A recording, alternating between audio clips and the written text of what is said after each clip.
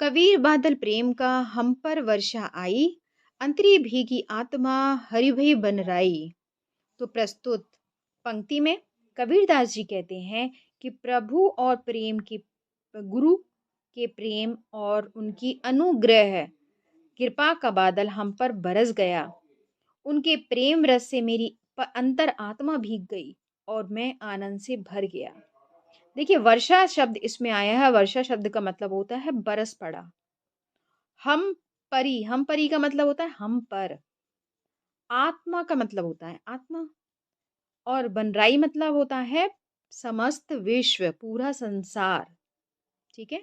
तो कबीरदास जी क्या कहते हैं? कबीरदास जी कहते हैं कि प्रभु, प्रभु यानी गुरु। ठीक है। प्रभु अथवा गुरु के प्रेम और अनुग्रह कृपा का बादल हम पर बरस गया। उनके प्रेम रस से मेरी अंतरात्मा भीग गई और मैं आनंद से भर गया।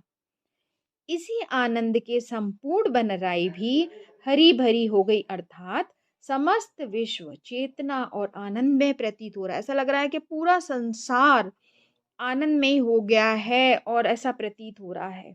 भाव यह है कि भक्ति अर्थात ज्ञान की दृष्टि से जग जाने पर विश्व जड़ और दुखमय प्रतीत नहीं होता। कहने का मतलब है बच्चों कि भक्ति हो जाए और ज्ञान आ जाए तो ज्ञान की दृष्टि जग जाने से पूरा संसार जड़ और दुखमय प्रतीत नहीं होता। हमें फिर ये नहीं लगता है कि हमारा संसार पूरा दुखमय है, अपितु ऐसा लगता है कि पूरा संसार ईश्वर में है, यानी हर जगह भगवान ही भगवान है और आनंद रूपी लगने लगता है। ईश्वर में और आनंद रूपी लगने लगता है। अगर आपको किसी पद पर अगर कोई डाउट है या फिर नहीं समझ में आ रहा हो तो आप उसके लिए कमेंट में लिखिए अपना डाउट।